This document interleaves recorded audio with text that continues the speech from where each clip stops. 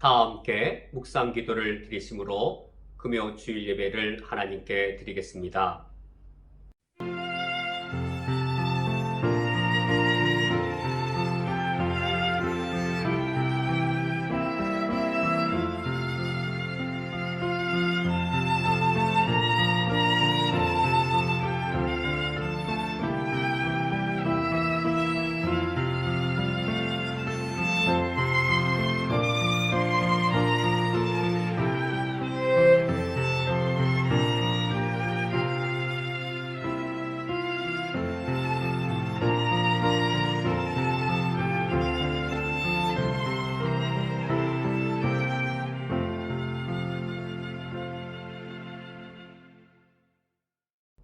그러나 이 모든 일에 우리를 사랑하시는 이로 말미암아 우리가 넉넉히 이기느니라. 내가 확신하노니 사망이나 생명이나 천사들이나 권세자들이나 현재일이나 장래일이나 능력이나 높음이나 깊음이나 다른 어떤 피조물이라도 우리를 우리 주 그리스도 예수 안에 있는 하나님의 사랑에서 끊을 수 없으리라. 아멘. 하나님 아버지시여, 끊을 수 없는 사랑으로 우리를 사랑하여 주시오니 이에 저희들이 감사함으로 주님 앞에 나와 주님을 경배하며 경외하기 원합니다. 이 시간 성령께서 우리 중에 오시어서 우리의 유일한 왕이시며 우리의 참된 아버지이신 주님께 경배하는 우리의 예배를 받아 주시옵소서. 예수 그리스도의 이름으로 기도합니다. 아멘. 다 함께 찬송가 42장 거룩한 주님께 함께 찬양하겠습니다.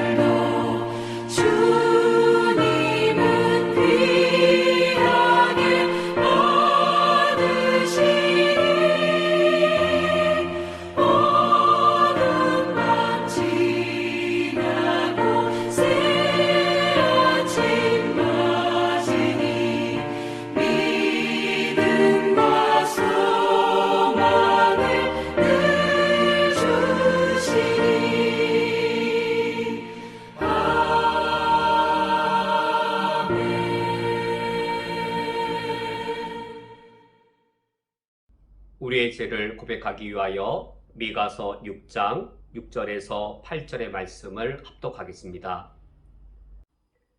내가 무엇을 가지고 여호와 앞에 나아가며 높으신 하나님께 경배할까? 내가 번제물로 일련된 송아지를 가지고 그 앞에 나아갈까?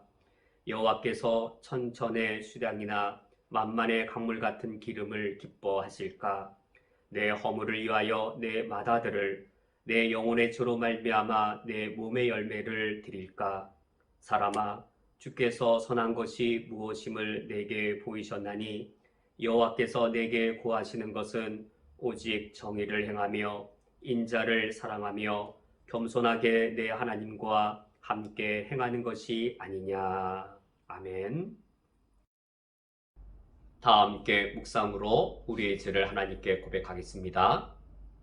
주여 주여 우리를 불쌍히 여기소서.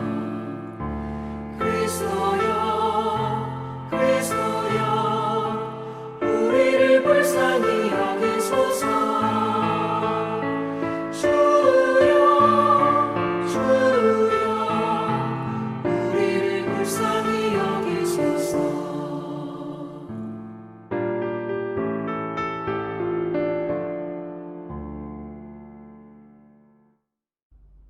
여호와께서 말씀하시되 오라 우리가 서로 변론하자. 너희의 죄가 주홍 같을지라도 눈과 같이 희어질 것이요 진홍같이 붉을지라도 양털같이 희게 되리라. 아멘.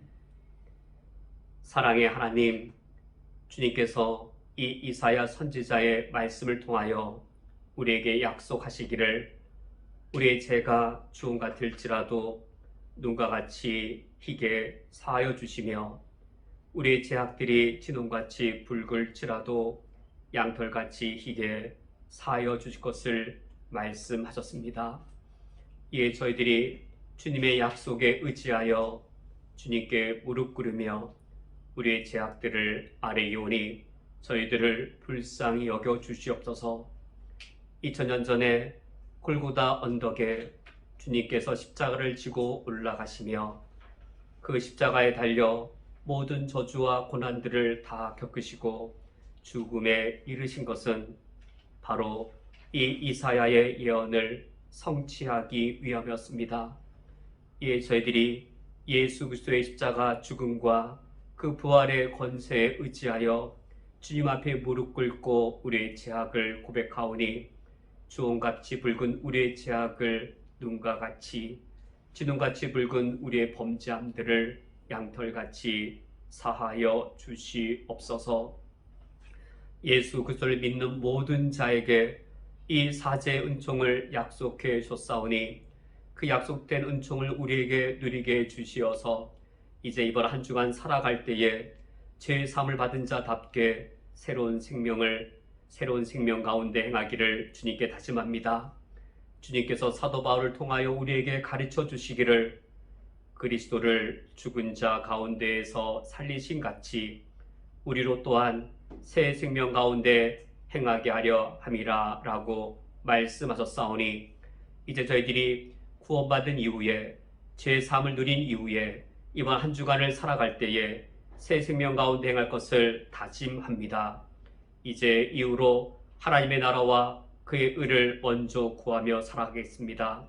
나와 이기적인 삶에서 돌이켜서 우리 이웃들을 바라보며 특별히 사회적 약자들을 돌아보며 새 생명 가운데 살 것을 다짐합니다.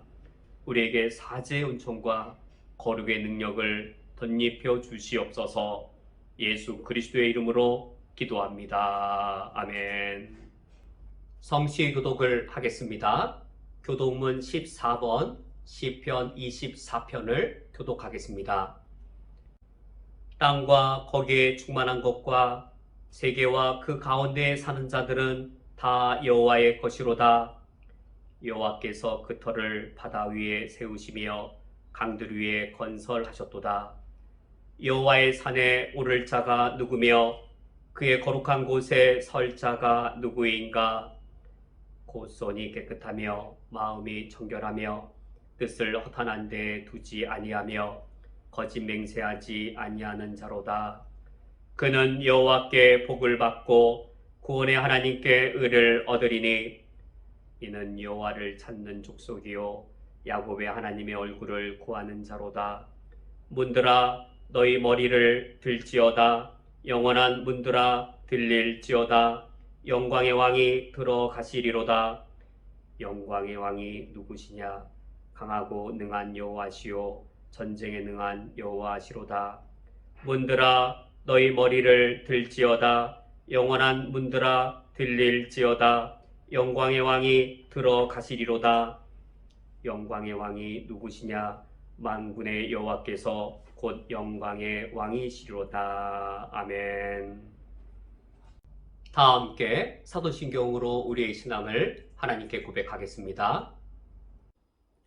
전능하사 천지를 만드신 하나님 아버지를 내가 믿사오며 그 외아들 우리 주 예수 그리스도를 믿사오니 이는 성령으로 잉태하사 동정녀 마리에게 나시고 본디오 빌라도에게 고난을 받으사 십자가에 못 박혀 죽으시고 장사한 지 사흘 만에 죽은 자 가운데에서 다시 살아나시며 하늘에 오르사 전능하신 하나님 우편에 앉아 계시다가 저리로서 산자와 죽은 자를 심판하러 오시리라. 성령을 믿사오며 거룩한 공회와 성도가 서로 교통하는 것과 죄를 사하여 주시는 것과 몸이 다시 사는 것과 영원히 사는 것을 믿사옵나이다. 아멘. 다 함께 찬송가 86장 내가 늘 의지하는 예수 찬양하겠습니다.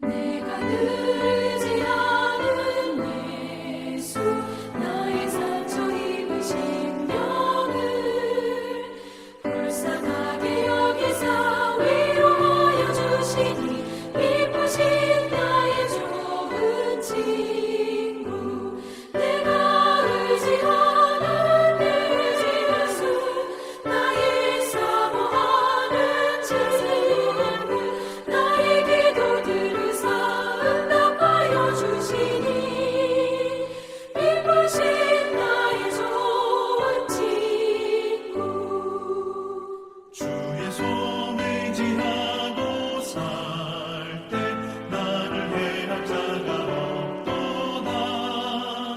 주님 나의 마음을 크게 위로하시니 기쁘신 나의 좋은 친구 내가 의지하는 내 의지하수 나의 사모하는 친구 나의 기도 들으사 응답하여 주시니 기쁘신 나의 좋은 친구 내가 요단강 건너가며 마음이 두려웠을 때도 주가 인도하시니 어찌 두려워하랴 기쁘신 나의 좋은 친구 내가 의지하는 내 의지하수 나의 사모하는 친구 나의 기도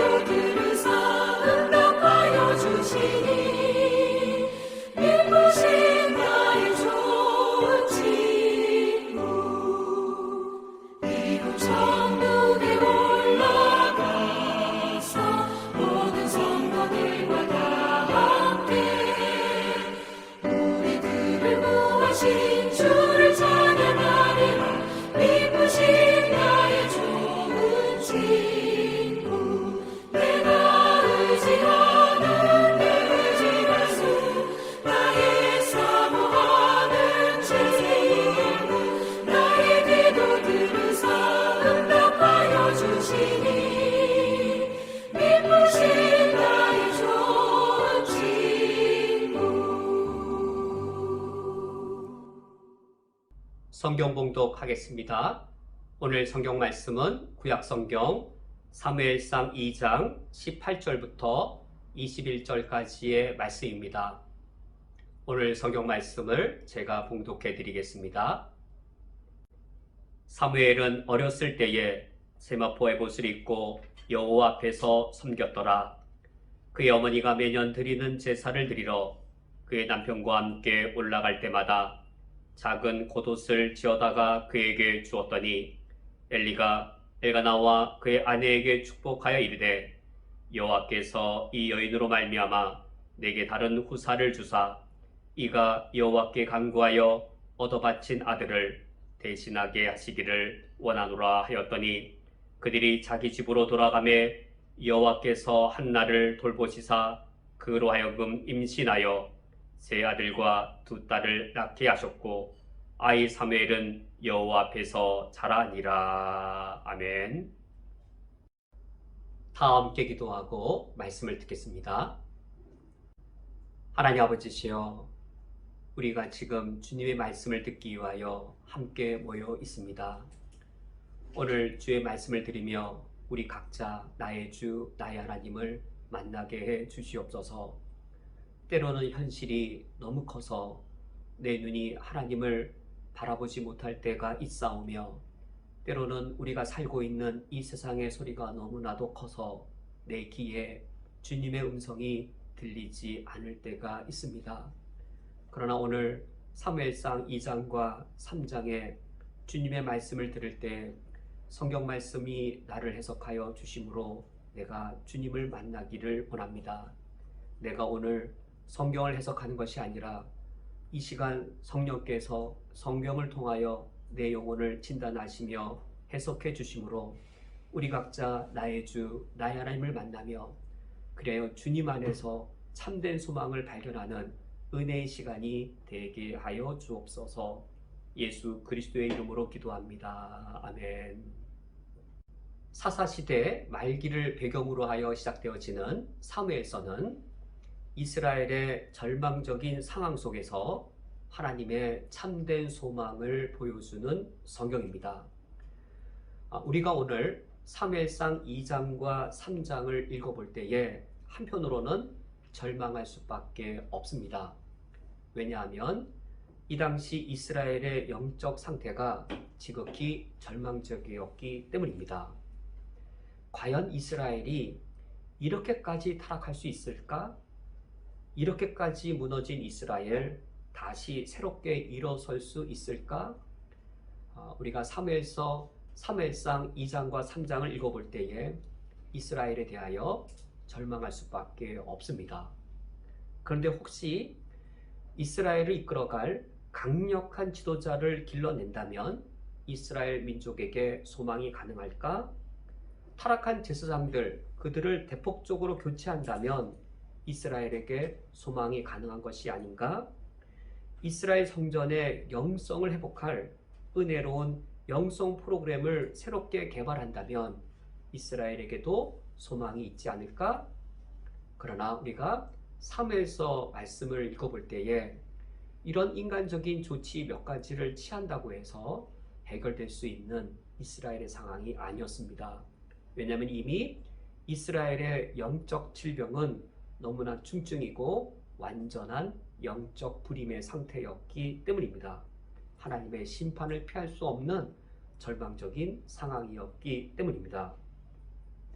그렇다면 과연 이와 같이 절망적인 이스라엘 상황에서 어떻게 이스라엘의 소망이 가능한가?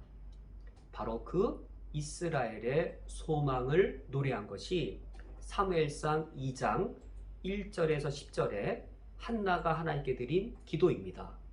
한나의 기도는 이스라엘의 참된 소망을 노래하고 있습니다. 바로 그 소망은 하나님 그분 자신이 이스라엘의 참된 소망이었습니다. 아무리 인간적인 조치를 여러 가지로 쓴다 할지라도 도저히 소망이 없는 그 이스라엘, 그러나 오히려 그러하기 때문에 이스라엘의 소망은 철저하게 하나님께 달려 있습니다. 사무엘상 2장 전체가, 사무엘상 2장 1절부터 10절에 한나의 기도 전체가 이스라엘의 참된 소망은 여호와 하나님이심을 노래하고 있는 것인데, 그 중에 6절 말씀을 읽어드리면 여호와는 죽이기도 하시고 살리기도 하시며 수월에 내리게도 하시고 거기서도 올리기도 하시는도다. 7절 말씀에 여호와는 가난하게도 하시고 부하게도 하시며 낮추기도 하시고 높이기도 하시는도다. 한나는 그녀 개인의 불임의 치유를 경험하면서 인생의 주권이 하나님께 달려있음을 깨닫게 되어지고, 그리고 그것을 더 넘어서서 민족과 역사의 주권이 하나님께 달려있음을 한나가 깨닫고 그것을 노래하게 됩니다. 세상의 창조주이신 하나님께 우리 인생의 주권뿐만 아니라 우리 민족과 나라의 주권이 달려있다면 지금 절망적인 이스라엘의 그 미래, 그것은 하나님의 주권에 전적으로 이스라엘 민족의 소망이 달려있는 것이지요. 바로 이것을 한나가 노래하고 있고, 이러한 이스라엘 민족의 소망, 전적으로 하나님께 달려있다라고 하는 사실을 노래하는 것으로 사무엘서 서두에서 시작되어지고 있습니다. 사무엘서는 그리하여 하나님께 철저하게 우리가 소망을 둘 것을 강력하게 처음부터, 사무엘서 시작되는 첫 부분부터 우리에게 강력하게 요청함으로 시작됩니다. 그렇다면 어떻게 하여 우리가 하나님께 철저하게 소망을 둘 수 있겠는지요? 우리가 하나님께 철저하게 소망을 두기 위하여 우리 인간에게 먼저 필요한 것이 있습니다. 그것은 우리 인간 자신에 대한 부패한 영적 실상을 솔직하게 목도하고 인정하는 겁니다. 우리 인간 자신에 대하여 철저하게 절망하는 겁니다. 우리 인간의 부패한 본성을 목도하면서 그것을 철저하게 우리 죄악됨과 우리의 죄인됨을 솔직하게 하나님 아버지 앞에 고백하고 인정하면서 우리 인간 자신에 대하여 철저하게 절망하는 것, 우리 인간 자신에 대하여 철저하게 절망하는 것만큼 우리가 철저하게 하나님께 소망을 둘 수 있기 때문입니다. 그래야 우리가 오늘 사무엘상 2장과 3장의 말씀을 통하여서 이스라엘의 이러한 절망 가운데에서도 어떻게 하나님께서 이스라엘의 참된 소망을 가능하게 하시는지를 살펴보도록 하겠습니다. 사사시대 말기에 이스라엘은 얼마나 타락했으며 이처럼 심각한 타락의 가장 큰 원인은 무엇인가? 사무엘상 2장 12절 이하의 말씀이 이 당시에 이스라엘의 타락상을 고발하고 있습니다. 특히 이 단락의 시작인 2장 12절 말씀은 이러한 심각한 타락의 가장 큰 원인이 무엇인지 명확하게 가장 먼저 밝히고 있습니다. 12절 말씀에 엘리의 아들들은 행실이 나빠 여호와를 알지 못하더라.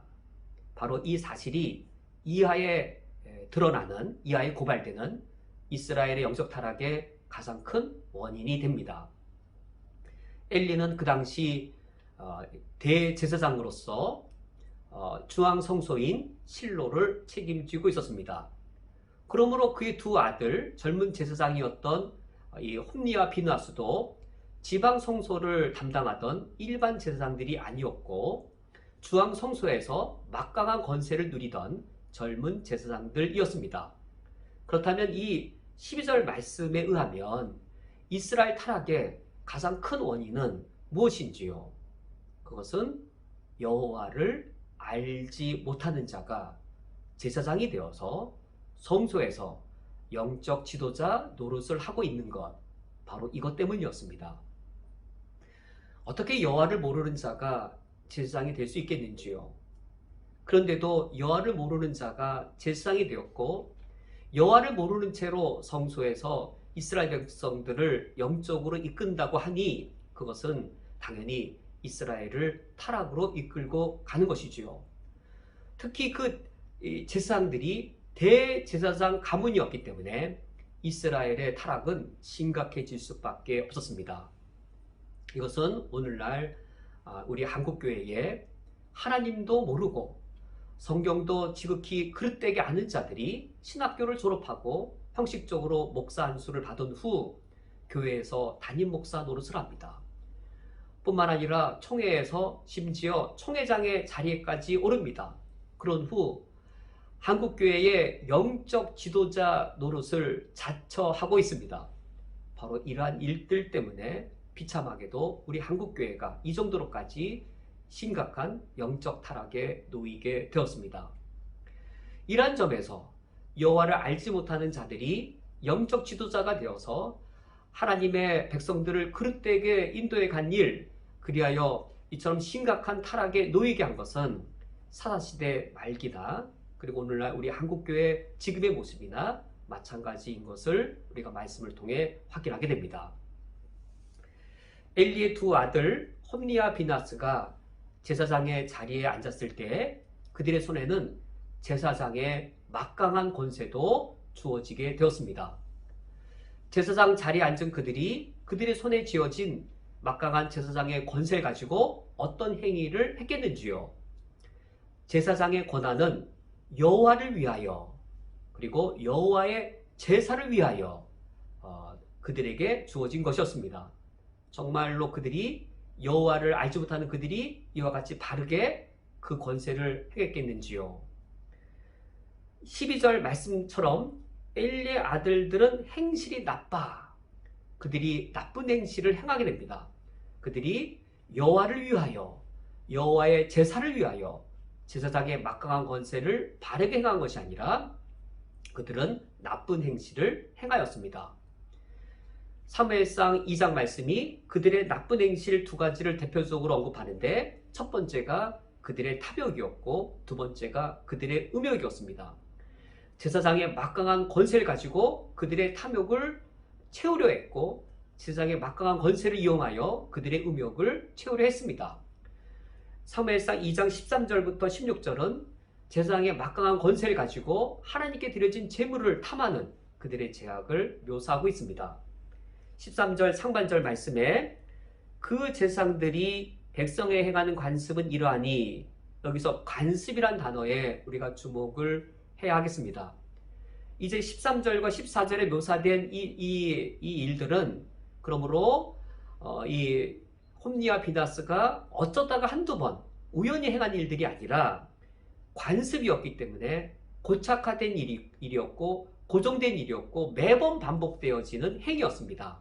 즉 제사장의 권세를 통한 이 악행이 관습으로 고착화되어져 있는 것이지요. 또 13절과 14절 말씀을 보면 제사장들의 이 탐욕을 이제 그림으로 보여주듯 간접적으로 그들의 탐욕을 나타내주고 있습니다. 마치 정밀 묘사를 한 것처럼 이 글을 읽을 때 이 장면이 우리 눈에 그림 보듯이 눈에 떠오르게 됩니다. 13절 말씀을 보면 이제 한 제사 드린 사람이 와서 하나님께 제물을 드렸습니다. 그리고 제물의 고기를 삶습니다. 제물의 고기를 삶아서 먼저 제사장 몫이 드려지고 나머지는 제사를 드린 사람이 차지하게 되어집니다. 제사장 몫을 위해서 제사장의 사안이 고기를 삶을 때 오는데 13절 하반절을 보면 제사장 사안의 손에 3살 갈고리가 들려 있습니다. 갈고리가 하나짜리 갈고리가 아니고 3살 갈고리를 가지고 옵니다. 성경에서 의도적으로 이처럼 정밀하게 묘사하고 있습니다. 그리고 14절을 보면 그것으로 냄비에나 소대나 큰 소대나 가마에 찔러 넣어라고 되어 있어서 이 제물을 삶는 용기를 이처럼 4가지로 정밀하게 묘사하고 있습니다. 가장 작은 제물은 냄비에 삶았을 것이고 이제 크게 따라 솥, 큰 솥, 가장 큰 것은 가마에 삶았을 것입니다. 이처럼 이 용기를 작은 것부터 큰 것까지 세밀하게 묘사한 후에 3살 갈고리를 찔러 넣어서 갈고리에 걸려 나오는 것은 제사장이 자기 몫으로 취하여 가져갑니다. 이러한 정밀한 묘사가 무엇을 우리에게 느끼게 해주는 것인가요? 간접적으로 알게 해주는 것이죠. 탐욕스러운 제사장의 모습을 그림으로 보여주고 있는 겁니다. 3살 갈고리를 가지고 와서 1살 갈고리는 큰 무게 고기를 끌어당기면 무거워서 안 끌릴 수 있는 것이죠. 뜯어질 수 있는 것이죠. 고기를 조금밖에 못 갖고 올 수 있는 것이죠. 3살 갈고리여야 무겁고도 많은 양의 고기를 긁어올 수 있겠고 내가 원하는 부위의 고기를 정확하게 찝어서 갖고 올 수 있는 것이죠. 그런데 고기를 긁어오는데 큰 가마솥에 있는 큰 고기만 탐냈던 것이 아니라 심지어 냄비에 있는 작은 이 고기까지 탐할 정도로 이제 아주 탐욕스럽게 하나님의 제물을 긁어오는 그런 탐욕스러운 제사의 모습을 그림으로 보여주듯 묘사하고 있습니다. 14절 하반절에 실로에서 그곳에 온 모든 이스라엘 사람에게 이같이 하였다라고 하는데, 실로는 중앙성소였습니다. 이스라엘 전역에 퍼져있던 사람들은 평상시에는 지방성소를 갑니다. 그러다가 1년에 3차례 이상 이 중앙성소인 실로에 모든 백성이 다 와야 됩니다. 그렇다면 얼마나 많은 백성들이 실로에 제사 드리러 오게 되었는지요. 이 모든 사람들에 대하여 이같이 했을 때, 한 해가 끝났을 때 엘리 제사장 가문에는 얼마나 큰 부와 재산이 모아질 수 있었겠는지요. 실로라고 하는 중앙성소의 제사장 자리는 이처럼 엄청난 큰 부와 재물을 모을 수 있는 자리였습니다.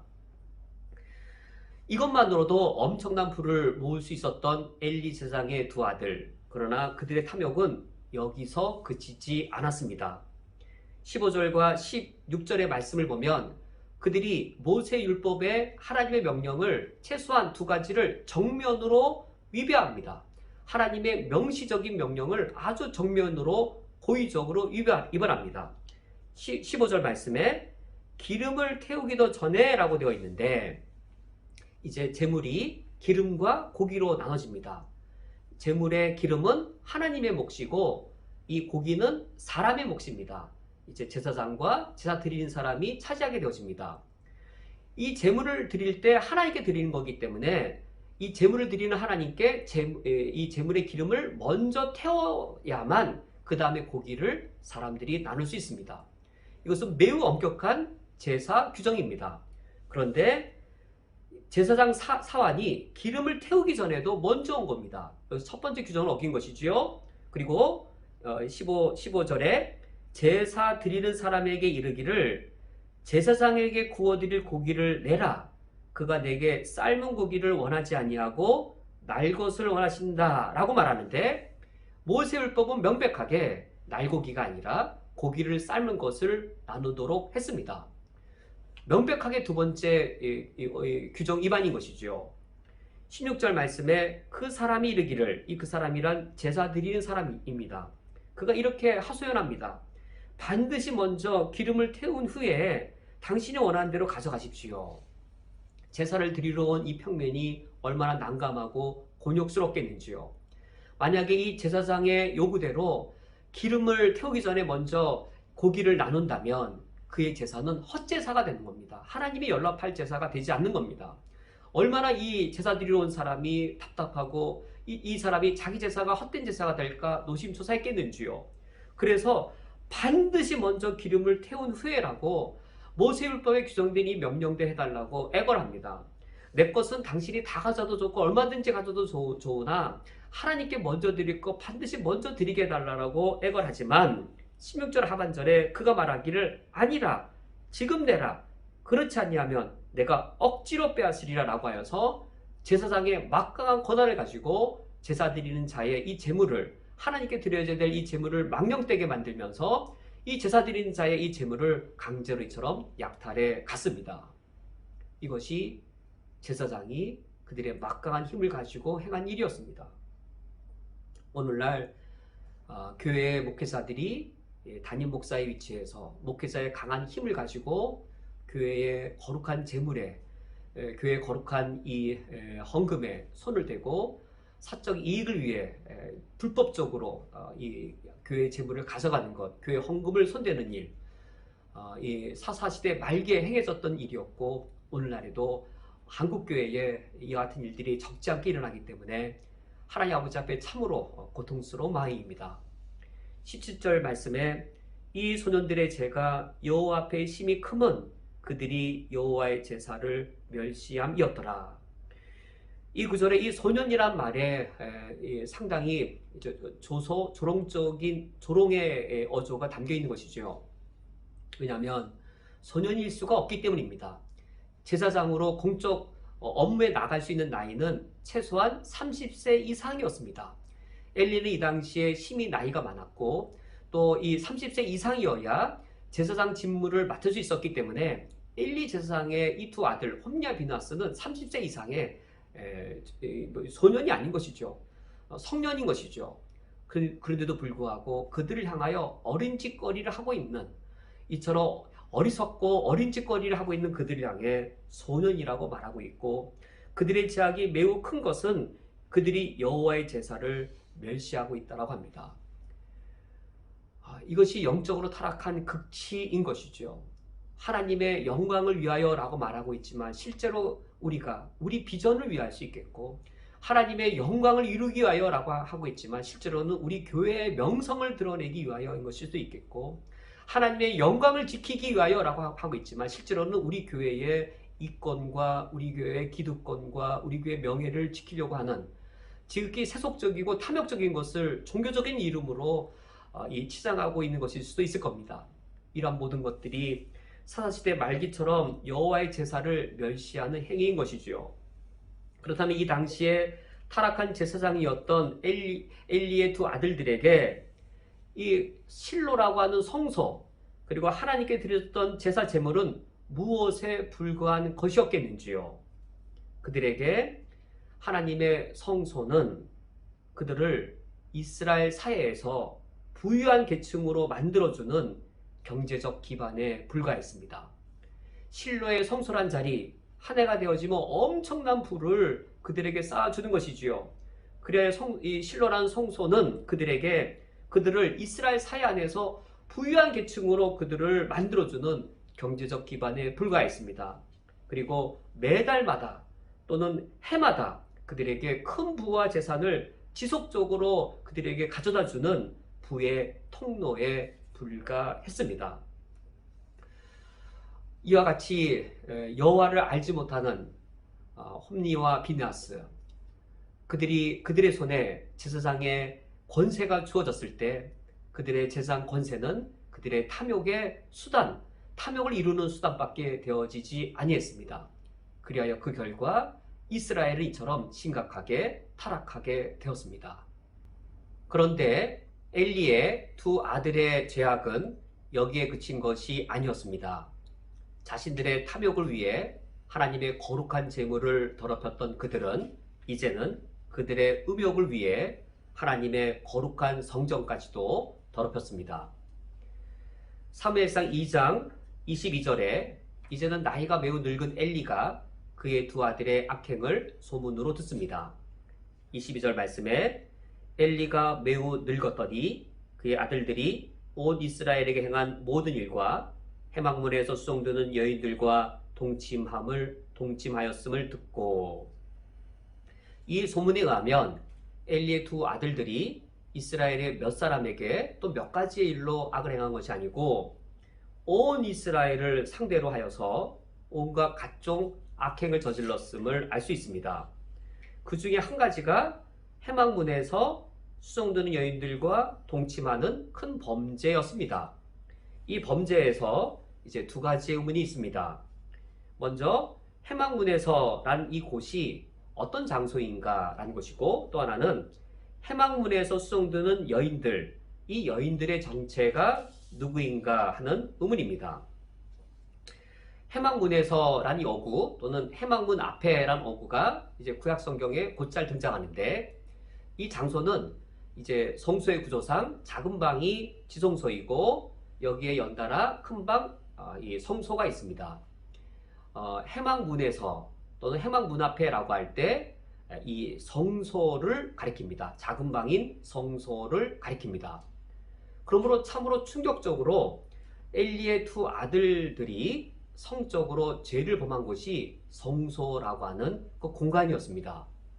본래 성소가 어떠한 공간이지요? 성소란 제사장 외에는 그 어떤 유대인들도 들어올 수 없는 거룩한 공간이었습니다. 제사장 외에는 아무도 들어올 수 없는 그 거룩한 공간, 성소가 성적 범죄를 도모하는 그들에게는 어떠한 장소였을까요? 제사장 외에는 아무도 들어올 수 없기 때문에 그들의 죄악을 은밀하게 즐기기 위한 적합한 장소인 것이죠. 하나님의 거룩한 공간, 제사장 외에는 아무도 들어올 수 없는 거룩한 공간을 오히려 그들은 그들의 죄악을 은밀히 즐길 수 있는 안전한 곳으로 이와 같이 거룩한 성전을 더럽히게 되었습니다. 그러면 해막에서 수송되는 이 여인들의 정체는 누구일까? 본래 이 성소에는 해막의 청소와 관리를 담당하는 여인들을 두고 있었습니다. 그런데 해막에서 이 일을 하는 이 유대인 여인들을 이 강제로 이 두 젊은 제사장들이 겁탈을 했을 가능성은 매우 낮습니다. 현실적으로 그런 일이 일어날 것은 매우 가능성이 적겠고, 그래야 학자들이 여러 가지 추론을 할 때 이제 이 가능성이 훨씬 더 높을 것으로 여겨집니다. 그 당시 가나안의 이방 신전에는 성전 창기가 있었습니다. 성전 창기가 이방 신전에 항시 거주하고 있어서 그 이방 신전 안에서 문란한 성행위들이 일어나게 되었습니다. 이 엘리의 두 아들들은 자신의 제사장의 그 권한을 이용해서 이제 이 해막문을 수송드는 그 여인들로 이란 여인들을 고용했을 가능성입니다. 이란 여인들, 자신들의 성적 욕구를 채울 여인들로 성전의 해막에서 수송드는 여인으로 고용한 후에 그들이 원할 때마다 이 거룩한 성전에서 그들의 음욕을 채우는 더러운 행위들을 한 것이지요. 이러한 학자들의 해석이 훨씬 더 가능성이 높은데, 그렇게 되어진다면 이들에 의하여서 하나님의 거룩한 성전이 이방의 문란한 성전 창기가 있는 이방 성전처럼 더럽혀진 일이 된 것이지요. 성전을 거룩하게 지켜야 할 제사장들이 오히려 성전을 더럽히게 되었습니다. 거룩한 장소로 지켜야 될 그것이 제사장들에 의하여 더럽히게 되어졌고, 하나님께 드려져야 할 거룩한 제물이 이처럼 더럽혀지게 되었습니다. 그러므로 여호와를 알지 못하는 제사장들에 의하여 성전의 영적 기능은 완전히 마비되게 되었습니다. 더 이상 성소가 거룩한 곳이 되어지지 아니하였고, 하나님께 드려지는 제물은 이미 더럽혀진 바 되었기 때문입니다. 성전은 여호와를 알지 못하는 제사장들의 탐욕과 음욕의 이 온상으로 전락되게 되었습니다. 이러한 제사장들에 대하여 하나님께서 뜻을 정하십니다. 사무엘상 2장 25절 말씀에 사람이 사람에게 범죄하면 하나님이 심판하시려니와 만일 사람이 여호와께 범죄하면 누가 그를 위하여 간구하겠느냐 하되 그들이 자기 아버지의 말을 듣지 아니하였으니 이는 여호와께서 그들을 죽이기로 뜻하셨음이더라. 엘리의 두 아들들은 사사시대 말기에 모든 사람들이 각자, 백성들이 각자 자기 소견에 옳은 대로 행하니라, 그 표본을 가장 잘 보여주는 인물들이었습니다. 아버지의 말도 하나님의 명령도 전혀 듣지 아니하고 그저 자기의 음욕대로, 자기의 탐욕대로, 자기 소견에 옳은 대로 행하는 자들이어서 아버지의 말도 무시하는 자들이었습니다. 그리하여 하나님께서는 이 젊은 제사장들을 죽이기로 작정하셨습니다. 이것이 이스라엘의 타락한 영적 상태였습니다. 이처럼 타락한 이스라엘에게도 그렇다면 아직 소망이 남아 있겠는가? 이처럼 하나님께서 제사장을 죽여버리셔야 할 만큼 심각한 영적 상태의 타락의 상태에 빠져 있는데, 과연 이러한 이스라엘에게도 하나님의 소망이 가능하겠는가? 바로 이처럼 암흑과도 같은 절망의 이스라엘 상황에 대해 하나님의 소망을 보여주기 위하여 하나님께서 사무엘서를 기록하게 하셨습니다. 우리가 사무엘서 2장을 읽어보아도, 사무엘서 2장만 읽어보아도 이처럼 전혀 소망이 가능하지 않을 것 같은 이스라엘 안에 하나님께서 소망을 심어두시고 소망을 키워가시는 것을 우리가 발견할 수 있습니다. 사무엘서 2장 자체가 그렇게 구조되어 있습니다. 사무엘서 2장의 이야기 자체의 구조가 이처럼 칠흑과도 같은 암흑 속에 샛별같이 빛나는 하나님의 소망을 발견하도록 사무엘서 2장 자체가 구조적으로 구조되어져 있고, 사무엘서 2장을 우리가 처음부터 완전히 읽으면 완전한 이스라엘의 절망 가운데 우리가 하나님의 소망을 읽을 수 있습니다. 우리가 과연 어떻게 이와 같이 칠흑과도 같은 이 절망의 암흑 속에서 하나님의 그 샛별같이 빛나는 소망을 발견할 수 있는지 우리가 마지막으로 이어서 살펴보도록 하겠습니다. 사무엘상 2장은 절망적인 이스라엘 상황 속에서 오히려 하나님의 참 소망을 발견하게 해줍니다. 하나님의 참 소망을 발견하도록 하기 위해 사무엘상 2장은 엘리와 대조하여 한나를 등장시키거나 또는 엘리의 두 아들 홈니와 비나스와 대조시키면서 사무엘을 등장시키고 있습니다. 그 내용이 우리가 오늘 살펴본 사무엘상 2장 12절부터 마지막 36절까지의 내용인데, 이 장면들을 보면 엘리의 두 아들 홈니와 비나스가 먼저 등장하고 이에 대조하여 사무엘이 등장합니다. 또다시 홈니와 비나스가 등장하고 이에 대조하여 사무엘이 등장합니다. 그래서 엘리의 두 아들 한나의 아들, 엘리의 두 아들 한나의 아들이 이처럼 교차되어 등장하면서 또 이 속에서 한나와 엘리가 대조되기도 합니다. 먼저 이 두 아들들의 첫 번째 대조는 이제 2장 12절부터 2장 22절까지의 내용인데, 여기에 보면 홈니와 비나스가 먼저 나오고 이 두 아들에 대조하여 사무엘이 등장하고 있습니다. 그럼 먼저 소개되어진 엘리의 두 아들, 어떠한 모습으로 등장하고 있는가? 사무엘상 2장 12절부터 17절에 엘리의 두 아들들은 어떻게 소개되고 있는가? 우리가 이미 살펴본 것처럼 2장 12절에서 엘리의 두 아들들은 행실이 나빠 여호와를 알지 못하는 젊은 제사장으로 소개되고 있습니다. 그들이 그들의 탐욕을 충족시키기 위해서 하나님의 거룩한 제물을 더럽혔습니다. 이들에 대하여 하나님의 평가는 17절 말씀에 이 소년들의 죄가 여호와 앞에 심히 크면 그들이 여호와의 제사를 멸시함이었더라. 제사장이 오히려 여호와의 제사를 멸시하는 영적 암흑의 절망으로 17절이 끝나게 됩니다. 어떻게 제사장이 여호와의 제사를 멸시할 수 있겠는지요? 이보다 더 절망적인 암흑은 없습니다. 이처럼 절망적인 암흑으로 17절이 끝나는 것으로 하나님의 역사가 종결되는 것이 아니라 18절로 이어지는데, 여기서 이 두 아들, 엘리 두 아들 홈니와 비나스와 대조하여 사무엘이 18절에서 21절에 사무엘이 등장하고 있습니다. 어떻게 대조되고 있는가? 바로 이 대조가 대조되는 것만큼 칠흑 같은 암흑 속에 샛별이 빛나는 것이지요. 칠흑 같은 암흑 속에서 하나님의 소망이 샛별처럼 빛나고 있는 모습인데, 과연 어떻게 대조되고 있는가? 2장 18절 말씀에 사무엘은 어렸을 때에 세마포 에봇을 입고 여호와 앞에서 섬겼더라. 여호와를 알지 못하여 행실이 악한 이 젊은 제사장의 모습과 대조적으로 어린 사무엘의 모습은 세마포 에봇을 입고 여호와를 섬기는 제사장의 모습입니다. 에봇이란 제사장이 공적으로 제사를 거행하고 제사장 직무를 행할 때 입던, 반드시 에봇을 입고 제사장 업무를 행해야 되기 때문에 제사장의 공적인 복장입니다. 이 에봇은 반드시 세마포로 만들어야 했습니다. 그리하여 이 세마포 에봇을 입은 어린 제사장 사무엘의 모습은 모세 율법을 철저하게 지키고 있는 공적인 직무를 행하고 있는 사무엘의 모습입니다.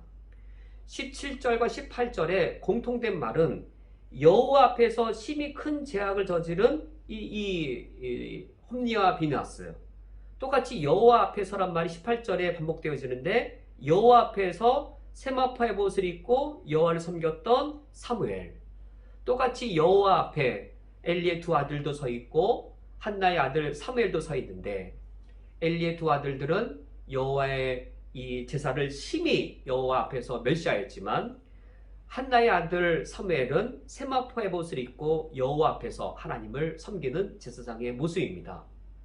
2장 19절은 그의 어머니가 매년 드리는 제사를 드리러 그의 남편과 함께 올라갈 때마다 작은 겉옷을 지어다가 그에게 주었더니 라고 하여서 한나가 그의 아들 사무엘을 낳은 이후에 그 위에 어머니 역할을 멈추지 않았음을 알려주고 있습니다. 성소에 올라갈 때마다 1년에 한 번씩 올라갈 때마다 아들이 커가는 그것을 예측하여서 작은 겉옷을 지어주게 되었는데, 이제 이 이후의 모습을 보면 이 겉옷의 인물이 사무엘로 나옵니다. 사무엘과 겉옷, 겉옷은 사무엘의 트레이드 마크가 되어지는 것. 사무엘서를 보면 사무엘의 트레이드 마크가 겉옷입니다. 해마다 올라갈 때마다 작은 겉옷을 지어 입히면서 이 어머니 한나는 사무엘을 기르는 일들을 이처럼 성실하게, 그의 아들이 세마포 에봇을 입고 여호와 앞에서 제사장으로 성장하도록 해마다 어머니 역할을 하는 것을 알게 되어집니다. 20절 말씀을 보면 이제 하나님께서 이 한나에게 아들을 주시죠. 아들 주실 것을 이제 약속하셔서 21절 말씀에 여호와께서 한나를 돌보시사 그로 하여금 임신하여 세 아들과 두 딸을 낳게 하였고 라고 하여서, 불임에 걸렸던 한나가 이 사무엘 한 명만 낳은 것이 아니라 세 아들과 두 딸을 낳아서 불임했던 여인이 이와 같이 다산의 여인으로 바뀌어서 이 사실 자체가 이스라엘의 영적으로 불임에 걸렸던 이스라엘이 이제 영적으로 다시 회복될 것을 한나의 모습을 통해서 상징적으로 나타내어주고 있습니다. 그러면 이런 사무엘에 대한 하나님의 마지막 평가는 어떠한가? 21절 말씀 하반절에 아이 사무엘은 여호와 앞에서 자라니라. 사무엘이 실로의 성소 실로에 가면 아이 사무엘이 이 세마포 에봇을 입고 자라나가고 있었습니다. 칠흑같이 어두운 그런 절망이 펼쳐지고 있었지만 그 속에 샛별과 같이 빛나는 하나님의 소망 아이 사무엘이 이처럼 자라고 있었습니다. 그러나 이어지는 두 번째 대조가 있습니다. 곧바로 22절에 엘리가 매우 늙었더니 라고 하여서 그의 아들들이 온 이스라엘 행한 모든 일과 해망문에서 수종드는 여인들과 동침하음을 듣고 라고 하여서 또다시 칠흑 같은 절망의 암흑이 몰아닥치게 되어집니다. 그리고 25절 말씀 하반절에 하나님께서는 이 두 젊은 제사장을 죽이기로 작정하셔서 또다시 절망의 암흑에 빠지게 되어집니다. 그런데 여기에 또다시 두 개의 대조가 있습니다. 한나와 엘리가 대조되어지고 또 엘리의 두 아들과 그리고 사무엘이 대조되어집니다. 한나는 자신의 아들을 해마다 올라갈 때마다 작은 겉옷을 지어서 자기 아들을 하나님의 사람으로 양육하고 기른 것에 비하여, 엘리는 그의 아들을 제대로 훈계하지도 못하고 그의 아들은 그의 아버지 말을 거역하는 그런 대조를 이룹니다. 뿐만 아니라 이 26절 아이 사무엘이 점점 자라매 여호와와 사람들 앞에서 은총을 더욱 받더라. 엘리의 두 아들들은 온 이스라엘을 상대하여서 온갖 모든 일을, 악한 일을 다 행한 것에 대조적으로 아이 사무엘은 점점 자라되 여호와뿐만 아니라 사람들에게 더욱 은총받는 아들로 자라는 모습, 이를 통하여 절망 가운데에서도 하나님의 소망이 자라고 있음을 보여주고 있습니다. 그리하여 마지막 최종적인 결론은 어떠한가? 사무엘상 2장 마지막 장면은 이와 같이 끝나게 됩니다. 사무엘상 2장 34절 말씀에 내 두 아들 홈니와 비나스가 한날에 죽으리니 그들이 당할 그 일이 내게 표징이 되리라 라고 하여서 하나님께서는 엘리에게 그의 두 아들이 죽을 것을 예언하시고 예고하십니다. 이 두 아들의 죽음과 대조하여서 35절 말씀에 내가 나를 위하여 충실한 제사장을 일으키리니 그 사람은 내 마음 내 뜻대로 행할 것이라. 하나님께서 악한 제사장 홈니와 비느하스를 죽일 것이고 대제사장, 타락한 대제사장 엘리 가문을 폐하여 버리실 것이지만 그 대신에 내가 나를 위하여 충실한 제사장을 일으킬 것이라. 그 충실한 제사장은 내 마음과 내 뜻대로 행할 것이다 라고 충실한 제사장을 일으키실 것을 예고하십니다. 이 충실한 제사장이 일으키게 되어지면 그는 다시 제사를 회복할 것입니다. 엘리 가문이 더럽혔던 제사를 회복할 것이고, 엘리 제사장이 영적 불임에 걸리게 했던 성전은 다시금 이 충실한 제사장이 회복하게 할 것입니다. 바로 이 충실한 제사장이 지금 성소 실로에서 어린아이이지만 점차 자라나가고 있는 사무엘인 것이지요. 그러므로 우리가 사무엘상 2장을 읽어볼 때 이스라엘의 철저한 절망 가운데에서도 하나님께서는 아이 사무엘을 이처럼 충실한 제사장이 되도록 자라나가도록 성장시키시고 있는 이 모습을 통하여서 우리는 하나님의 소망을 발견할 수 있습니다. 이제 우리가 오늘 말씀을 맺으면서 다짐의 기도를 드리기 원합니다. 우리가 오늘 말씀을 보면서 하나님께서는 하나님의 일을 이루실 때 하나님이 스스로 전적으로 이루시는 일이시지만 하나님이 사람을 통하여 하나님의 역사를 이루시기 원하심을 우리는 발견하게 되었습니다. 그 사람이 하나님의 역사를 망칠 수도 있지만 하나님께서 전적으로 이루시는 하나님의 그 일을, 하나님의 참된 소망의 그 일을 하나님이 사람을 배제하고 하나님이 홀로 이루시기보다도 하나님의 그 거룩한 역사를 사람을 세우셔서 사람을 통하여 이루시기를 원하십니다. 그러한 사람이 우리 가정 안에서 성장하고 있다면, 그러한 사무엘이 우리 교회 안에서 자라나가고 있다면, 우리 시대와 우리 한국 사회와 우리 한국 교회가 아무리 절망적일지라도 하나님의 소망은 결코 꺼지지 않는 것이며 하나님의 소망은 여전히 빛나고 있습니다. 오늘 말씀을 기억하며 우리가 이 시간 다짐의 기도를 드리기 원합니다. 하나님 아버지시여, 우리 가정이 한국교회와 우리 사회를 위해 쓰임받을 사무엘을 기르는 작은 교회가 되게 해 주옵소서. 우리 쿠웨이트 한인연합교회가 큰 건물을 짓고 큰 사역을 하는 교회가 되기보다 장차 이 세계와 이웃을 섬길 사무엘을 기르는 교회가 되게 하옵소서. 그리하여 하나님의 참된 소망을 이루는 가정과 교회가 되게 하옵소서. 우리가 이러한 기도 제목으로 그리고 각자 받은 도전의 말씀을 가지고 하나님 아버지 앞에 다짐의 기도를 드리시겠습니다.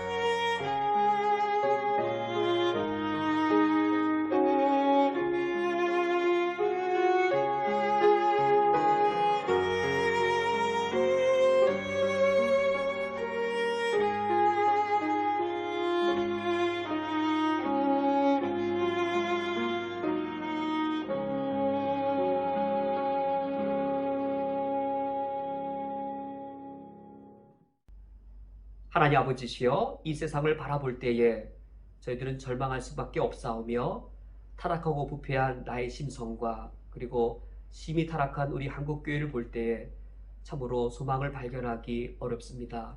오히려 절망하게 될 뿐입니다. 어쩌다가 이와 같이 심히 하나님의 교회가 타락하게 된 것인지요. 그러나 저희들이 눈을 들어 하나님을 바라볼 때에 하나님의 참 소망을 바라볼 수 있기에 하나님 아버지 앞에 용기를 내며 담대함을 다시금 갖습니다. 우리 각 가정들이 사무엘을 기르는 교회가 되게 하여 주옵소서. 육적인 부모인 저희들이 영적으로도 부모가 되게 하여 주시어서 장차 한국교회와 우리 나라를 위해 쓰임받을 사무엘을 기르는 작은 교회가 될 수 있도록 각 가정들을 사용하여 주옵소서. 우리 쿠웨이트 한인연합교회가 큰 사역을 하고 큰 건물을 짓는 교회가 되기보다 장차 이 사회와 이웃을 섬길 하나님의 사람 사무엘을 기르는 교회가 되게 하여 주시어서 아무리 절망적인 시대이고 절망적인 상황일지라도 이 세상을 향하여 하나님의 소망을 보여주는 교회가 되게 하여 주옵소서. 예수 그리스도의 이름으로 기도합니다. 아멘. 다 함께 찬송가 410장 내 맘에 한 노래에 있어 찬양하시면서 하나님께 봉헌하겠습니다.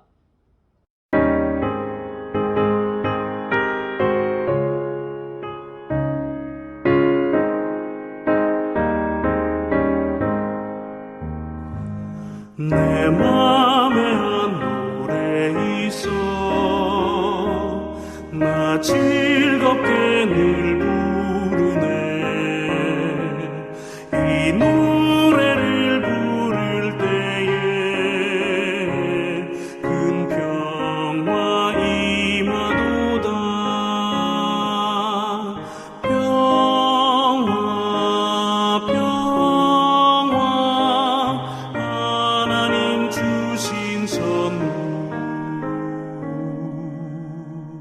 그 놀라운 주의 평화 하나님 선물일세 주 십자가 지심으로 날 구원해 주셨으며 주 예수님 고난받아 나 평화 누리도다 평화 평화 하나님 주신 선물 그 놀라운 주의 평화 하나님 선물일세 나 주님께 영광 돌려 참 평화가 넘치도다 주 하나님 은혜로서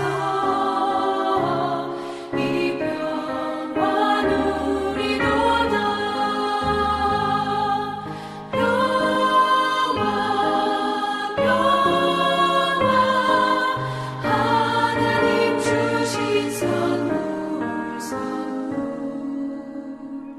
그 놀라운 주의 평화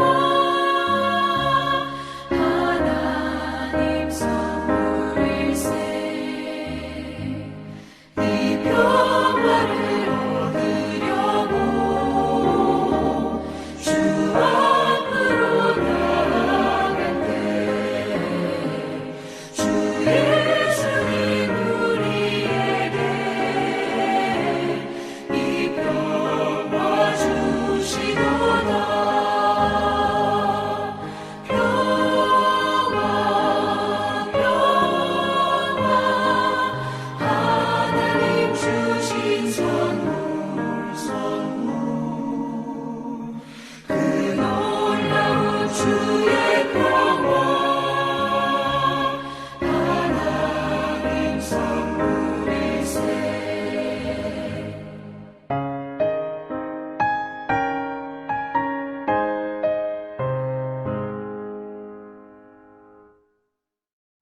다 함께 드려진 예물을 위하여 기도하겠습니다. 하나님 아버지시여, 내 마음에 한 노래가 있어 주님을 즐거워하며 이 예물을 드려오니 받아 주시옵소서. 나에게는 주님이 즐거운 노래이며 내가 주님을 노래할 때에 내 마음이 큰 평화를 누리게 됩니다. 하늘과 땅과 바다를 창조하신 그 크신 하나님께서 나를 사랑하는 아버지가 되시오니 어찌 내게 주님보다 더 즐거운 노래가 있겠는지요.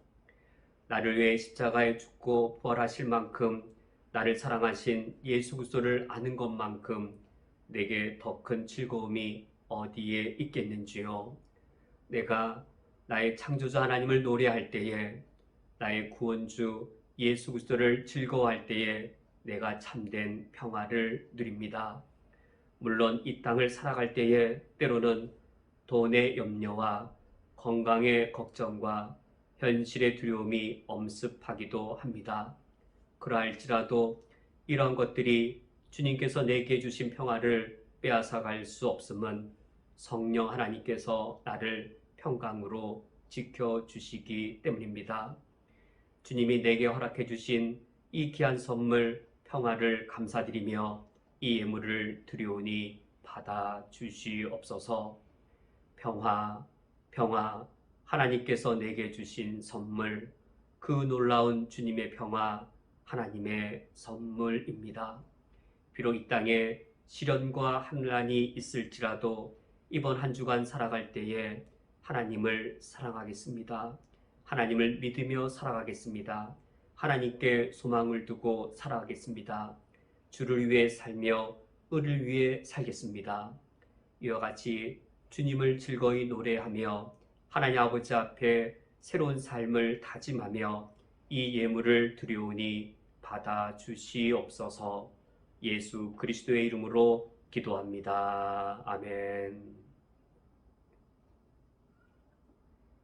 다 함께 천국 백성의 윤리인 십계명을 교독하겠습니다. 하나님이 이 모든 말씀으로 말씀하여 이르시되 나는 너를 애굽 땅 종되었던 집에서 인도하여 낸 내 하나님 여호와니라. 너는 나 외에는 다른 신들을 내게 두지 말라. 너를 위하여 새긴 우상을 만들지 말고 또 위로 하늘에 있는 것이나 아래로 땅에 있는 것이나 땅 아래 물속에 있는 것에 어떤 형상도 만들지 말며 그것들에게 절하지 말며 그것들을 섬기지 말라. 너는 내 하나님 여호와의 이름을 망령되게 부르지 말라. 안식일을 기억하여 거룩하게 지키라. 내 부모를 공경하라. 살인하지 말라. 간음하지 말라. 도둑질하지 말라. 내 이웃에 대하여 거짓 증거하지 말라. 내 이웃의 집을 탐내지 말라. 예수께서 이르시되 내 마음을 다하고 목숨을 다하고 뜻을 다하여 주 너희 하나님을 사랑하라 하셨으니 이것이 크고 첫째 되는 계명이요 둘째도 그와 같으니 내 이웃을 내 자신같이 사랑하라 하셨으니 이 두 계명이 온 율법과 선지자의 강령이니라. 아멘. 다 함께 천국 백성의 기도인 찬송가 635장 주기도문을 찬양하겠습니다.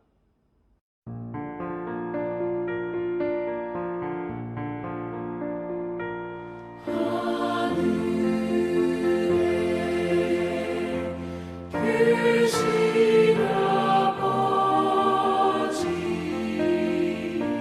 이름 거룩하사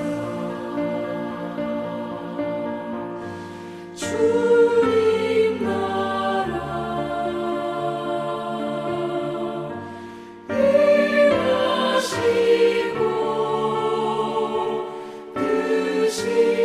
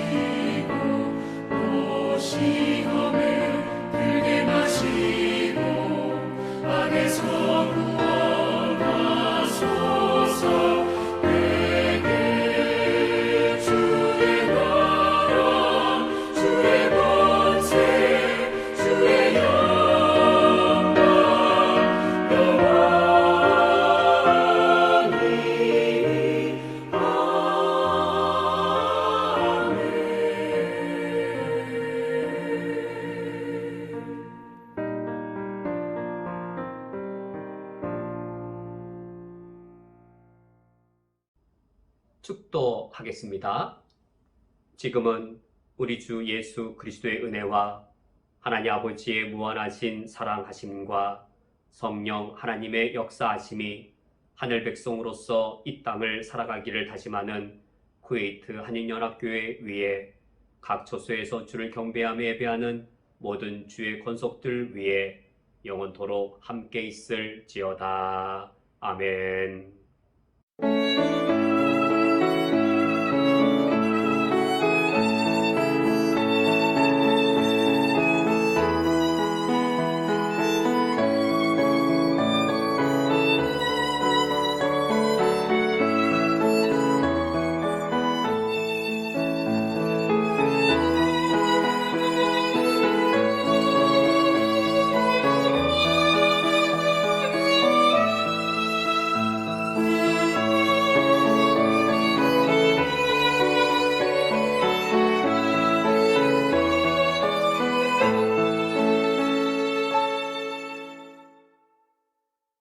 교회 소식을 전해드리겠습니다. 예배 안내입니다. 모든 공예배는 인터넷으로 진행됩니다. 금요 주일 예배 오전 9시, 일요 저녁 예배 저녁 7시, 새벽 기도 오전 6시입니다.